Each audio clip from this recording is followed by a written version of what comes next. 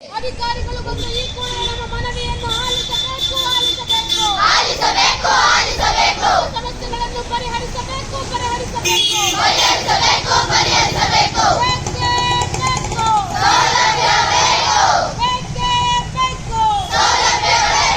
ವಿದ್ಯಾರ್ಥಿಗಳ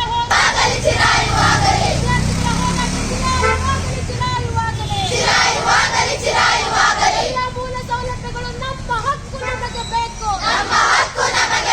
ಎಲ್ಲ ಮೂಲ ಸೌಲಭ್ಯಗಳು ನಮ್ಮ ಹಕ್ಕು ನಮಗೆ ಬೇಕು.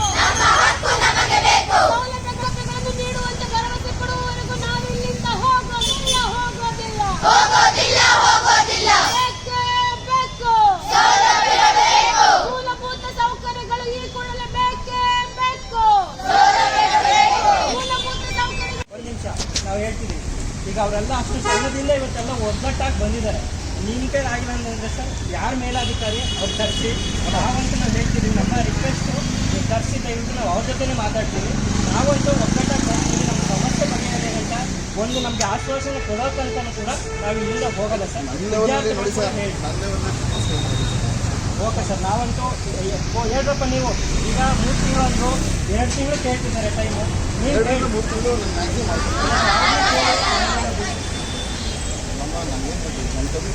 ಬಜೆಟ್ ಅಲ್ಲಿ ಅನೌನ್ಸ್ ಮಾಡ್ತಾರಲ್ವ ಸರ್, ಅದರಲ್ಲೂ ಸಮಾಜ ಕಲ್ಯಾಣ ಇಲಾಖೆಗೆ ನಿಜವಾಗ್ಲೂ ಸಾಧ್ಯ.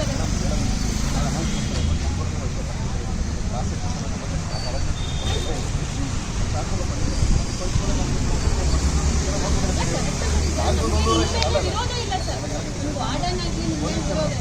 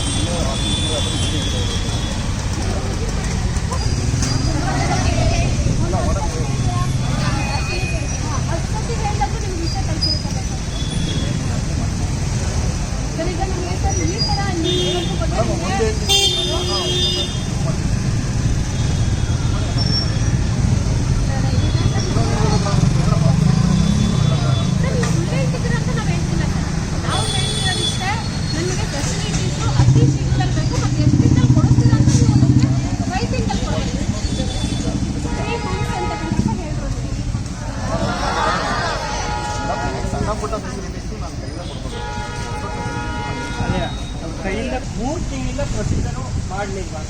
ಪ್ರೊಸೀಜರ್ ಇವತ್ತಿಂದ 3 ತಿಂಗಳು ಕೇಳ್ತಿದ್ದೀರಾ ಅಂತ. ಇನ್ನ 3 ತಿಂಗಳು